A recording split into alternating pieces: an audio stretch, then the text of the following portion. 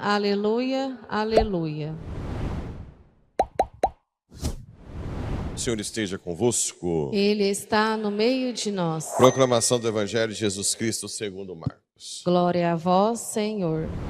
Depois de ressuscitar, na madrugada do primeiro dia após o sábado, Jesus apareceu primeiro a Maria Madalena, da qual havia expulsado 7 demônios. Ela foi anunciar isso aos seguidores de Jesus, que estavam de luto e chorando. Quando ouviram que ele estava vivo e fora visto por ela, não quiseram acreditar. Em seguida, Jesus apareceu a 2 deles, com outra aparência. Enquanto estavam indo para o campo, eles também voltaram e anunciaram isso aos outros. Também a estes não deram crédito. Por fim, Jesus apareceu aos 11 discípulos, enquanto estavam comendo. Repreendeu-os por causa da falta de fé e pela dureza de coração, porque não tinham acreditado naqueles que o tinham visto ressuscitado. E disse-lhes: Ide pelo mundo inteiro e anunciai o evangelho a toda criatura. Palavra da salvação. Glória a vós, Senhor. Muito bem, caríssimos irmãos e irmãs. A primeira leitura, continuamos com o dilema de um bem que os apóstolos fizeram. Os sumos sacerdotes não deixam os apóstolos em paz, mas não para o sentido bom, para encher o saco, para incomodar, para perseguir, né? Os chefes sacerdotes ficaram admirados ao ouvir a segurança de Pedro e João. Olha a diferença. Pedro, que antes da humildade e de Pentecostes, né? A humildade diante de Jesus, de dizer que ele jamais negaria Jesus, depois nega. Depois Jesus aparece e ele está bem humildezinho, e aí sim Jesus pode fundar a igreja. Jesus fundou a igreja como? Com a força divina e a fraqueza humana de Pedro. Ou seja, a igreja continua na história com a força de Deus e a fraqueza humana. Isso é importante entender. Não queiram ser bons para Deus. Deixa que Ele seja bom em você, né? Então, depois de Pentecostes, Pedro e João agem de uma forma de autoridade. Isso que os sacerdotes, os sumos sacerdotes acharam, ficaram admirados. Com que força eles têm? O Espírito, né? Reconheciam que eles tinham estado com Jesus. No entanto, viam de pé junto a eles um homem que tinha sido curado. Um testemunho ocular. A taumaturgia do início da igreja. E eu disse que muitos teólogos dizem que hoje não tem tantos milagres mais, porque a própria igreja é um milagre. A igreja que sobreviveu por séculos e séculos a todos os ataques, desde o Império Romano até o 4º século, a bárbaros, muçulmanos, separação da igreja ortodoxa, Miguel de Celulário, né, em 1054, reforma protestante, modernismo, tantos ataques, Primeira e Segunda Guerra Mundial, e a igreja firme. Tiranos e tiranos que perseguem a igreja caíram, e a igreja firme. A reforma protestante hoje, não sei, deve ter no mínimo, pelo menos, 44.000 denominações protestantes, no mínimo. E a igreja única no mundo inteiro, se sustentando, né? Sustentada pela fé. Isso já é um milagre. A indefectibilidade da igreja. Então hoje não tem necessidade de milagre. Eu não sei se é porque também nós padres de hoje somos mais fracos, né? E não tem muito milagre. Não temos a fé que tinham os apóstolos. Mas provavelmente essa explicação é a mais correta. A igreja já é um milagre, né? É um grande milagre. Mandaram que saíssem fora do sinédrio e começavam a discutir: o que vamos fazer com esses homens? Eles realizaram um milagre claríssimo. Por que eles não se aderiam? Porque tinha alguns benefícios na igreja. Certeza. Poder. Eles não estavam na sinagoga querendo a verdade e a fé. Não estavam. Para eles não se aderirem aos apóstolos, é porque tinham benefícios, privilégios. Hoje também um padre pode ser assim. Eu posso preferir a amizade de uma família, passear com ela para a praia, do que dizer a verdade para ela se salvar? Posso ou não? Pode. Eu posso receber benefícios financeiros? Alguém pode me ajudar? E eu falar, eu não vou tocar nesse assunto não, porque eu vou perder meu benefício. Só que o foguinho no inferno só vai aumentando se eu não me converter. Porque é ligado ao meu sacerdócio dizer a verdade. Para que todos se salvem, inclusive eu. Eu falo a verdade para quem está me ouvindo se salvar, e eu falando a verdade me salvo. Entende ou não? Eu me salvo sendo padre, de verdade. Então, eles deveriam ter muitos privilégios. Assim como, agora, uma analogia, tem muita gente que vai a pé para a Trindade e depois não vai à missa dominical. Provavelmente, esses que vão a pé e depois não vão à missa dominical, foram para a Trindade a pé atrás de um benefício pessoal seu, não pela salvação. Concorda comigo? Sim. Não que seja ruim ir para a Trindade a pé. Não estou criticando o ato em si, mas aqueles que vão e depois não sustentam uma fé viva. Provavelmente tem algum interesse pessoal por trás. Sempre é assim, gente. Se você ver alguém que não quer se converter, que não quer mudar de vida, é porque está agarrado a alguma coisa humana, de poder, status, dinheiro, benefício, privilégio, desde os sumos sacerdotes, padres, todos têm alguma coisa por trás. Tem. Porque senão não tem sentido nenhum. Por que eu não vou me aderir a Jesus que vai me salvar? Que loucura é essa? Por que eu vou correr o risco de ir para o inferno? Não tem sentido, né? O que vamos fazer com esses homens? Eles realizaram um milagre claríssimo, e o fato tornou-se de tal modo conhecido por todos os habitantes de Jerusalém. Contudo, a fim de que a coisa não se espalhe ainda mais entre o povo, vamos ameaçá-los, para que não falem mais a ninguém a respeito do nome de Jesus. Em outras palavras, vamos ameaçá-los a não falar a verdade. Olha que ridículo. Os sumos sacerdotes, os padres e bispos da época, ameaçando o outro a mentir. Mentir gravemente. Por falar em mentir, eu já tive discussão sobre a teologia da mentira. Mentir, gente, é intrinsecamente mal, mas não é toda mentira, não é toda informação falsa que é mentira. A definição de mentira, que é intrinsecamente mal, né? A mentira intrinsecamente má, é a mentira em que fere a virtude da verdade para alguém que tem o direito de saber a verdade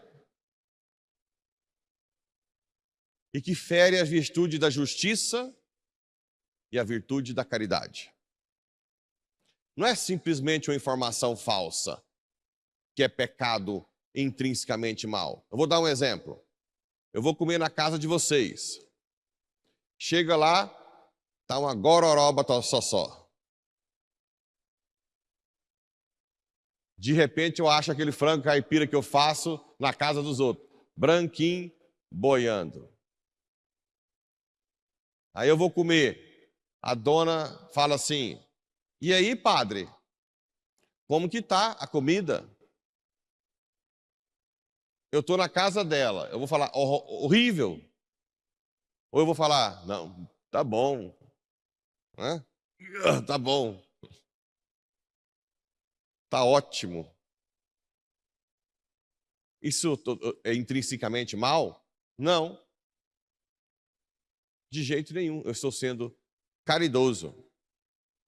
Ou quando alguém vai visitar, alguém quer matar meu irmão, e meu irmão está lá em casa, e alguém fala, e o cara está com um revólver e diz, seu irmão está aí? Eu digo, sim, por favor. Eu não posso mentir. Olha até que é ridículo, gente. E não tem negócio de restrição mental, não. O negócio é, primeiro, a pessoa não tem obrigação de saber aquela verdade, e o meu ato em si não fere virtude dentro da verdade em si, porque ele não tem direito, muito menos a justiça e da caridade. Pelo contrário, o ato que eu estou fazendo não é mentir para enganar e prejudicar. O ato que eu estou fazendo é salvar o meu irmão. Entenderam a diferença? Tem gente intelectualizada demais, bitolado, que quer só ir na parte literal da coisa. A mentira, que é intrinsecamente má, não é simplesmente qualquer informação falsa. Isso é importante ficar, né? Doa quem doer. Isso, inclusive, é resposta de pessoas da doutrina da fé que escreveram, inclusive, Veritatis Splendor, e era consultor de Papa João Paulo II. Certo? Só para vocês aprenderem um pouco. Já era para ter começado as formações. As formações a gente vai falar um pouco mais sobre isso. Mas já tem que falar aqui porque vocês iam aprender, vai que eu morro hoje, né? Não dá tempo de formar. Tem que até preparar, se eu morrer hoje, tá tudo ok. Eu falei tudo que podia. E aqui outro ensinamento de Pedro e João, quando eles foram ameaçados a não falar a verdade. Julgai vós mesmos se é justo diante de Deus. Obedeçamos a vós ou a Deus? Tudo que tem na sociedade civil, de lei civil, tudo que tem de respeito a pai e mãe, tem um limite. Obedecer a Deus é mais importante. Os pais, por exemplo, que não deixam o filho se tornar padre ou a filha freira, os filhos têm que desobedecer os pais e seguirem a vocação. Uma lei que fere, uma lei moral divina, nós temos que desobedecer às leis. Nós não podemos seguir leis injustas. De jeito nenhum. Tudo tem que estar submisso a ele. Claro que Satanás tem feito que a sociedade cada vez mais se afaste de Deus, né? E aí coloca que religião não tem nada a ver com a sociedade civil. Isso é uma mentira, né? Toda a sociedade, o bem comum, só é bem comum se favorece algo de virtude ou de santidade. Senão, não. Então, nós temos que obedecer primeiro a Deus. E depois no Evangelho, Jesus aparece, né? Primeiro, Maria Madalena, que havia expulsado os 7 demônios, a gratidão. Eu sempre bato nessa tecla. Sejam não, né? Sejamos gratos a Deus por tudo que Ele faz por nós. Sejamos gratos, gente. Não cuspamos nos pratos que Deus nos dá. Quanta coisa boa Ele fez na sua vida. Agora, não, infelizmente não. Inevitavelmente, nós vamos para a cruz. Eu vou ou não vou ficar... Se eu não morrer antes, eu vou ou não vou ficar velho? Mais velho. Eu vou ou não vou ficar doente? Eu vou ou não vou perder quem eu amo? Vou ou não vou? Como é que eu vou fugir da cruz, gente? Então, não é que Deus é mau. Isso é uma coisa natural. Agora, não estou falando que nós também não temos que sofrer, chorar. Temos. Mas, porque nós amamos. Mas, acima de tudo, nós temos que aprender a receber a graça de Deus para suportar o dia a dia com mais esperança, com mais alegria e depois buscar a salvação eterna, né? Essa é a nossa função. E para isso, a gratidão, o amor, facilita muito. Maria Madalena ia lá, se matasse ela no caminho, estava nem aí. Acordou de madrugada. É o amor, a gratidão, né? Quando ouviram que ele estava vivo e foram vistos por ela, não quiseram acreditar. Ó, a dificuldade para acreditar no salto. E Jesus apareceu para eles e disse e também a estes não deram crédito, né? E apareceu aos 11 enquanto estavam comendo. Repreendeu-os por causa da falta de fé. Como eu disse anteriormente, fé é uma virtude teologal. Você deve o quê? Pedir. Ninguém tem fé por... me dá uma preguiça quando eu estou ali. Eu não tenho fé. Já está perdendo tempo. Peça fé. Senhor, aumenta a minha fé. Senhor, aumenta a minha esperança. Senhor, aumenta a minha caridade. A caridade também é virtude teologal. Ontem mesmo eu ouvi um testemunho de uma mãe viúva, sofredora, que passa por dificuldade com o filho, com dificuldade, tem que lutar para sustentar a família. E ela me disse assim: padre, para mim era impossível eu devolver dízimo, porque a minha vida é difícil. Mês passado eu devolvi, mas eu estou em uma alegria, eu tenho uma paz só de fazer isso, que eu nunca tive quase. Por isso que vocês vão entender, gente. Ainda, eu não estou nem aí de me criticar que eu estou querendo dinheiro, apesar de eu cansar de falar que não vai aumentar o meu salário, porque eu quero que vocês tenham acesso a algo sobrenatural, de confiar no Senhor, né? De confiar verdadeiramente que Ele te sustenta. Isso que eu quero que vocês tenham. Só isso. Mais nada. Essa confiança. Eis-me aqui, Senhor. Tudo meu é teu. O Senhor me sustenta. Você vai ter essa paz que ela falou. Uma paz, ela falou com alegria. Falou, não, o Senhor não sabe como eu estou alegre. Né? E uma pessoa sofredora. Que deu um passo de fé. Aí eu perguntei, fez falta? Nada. Não fez falta. Só que ela respondeu mais. Mesmo se tivesse feito falta, materialmente, eu sei que Deus ia tirar um bem disso. Uau! Uau! Tem hora que vocês me surpreendem. Né? Por isso que eu tenho que falar coisa alta, porque tem muita gente muito mais humilde que eu na plateia. Na plateia não. Os fiéis. Perdão, Senhor. Tem gente muito mais humilde que eu entre os fiéis, que pode pegar aquela palavra, colocar em prática e depois servir de exemplo para mim. Entenderam? Tem padre que tem ciúme de um fiel virar santo rápido. Eu quero que vocês voam e me puxam junto. Não é? Pega no meu... Puxa, vamos para o céu, padre. Vamos para o céu. E disse-lhes, ide pelo mundo, anunciai o evangelho a toda criatura. Ide, meus amados paroquianos, anunciem o evangelho, primeiro com a vida, e se preciso for, com as palavras. Que Nossa Senhora os acompanhe.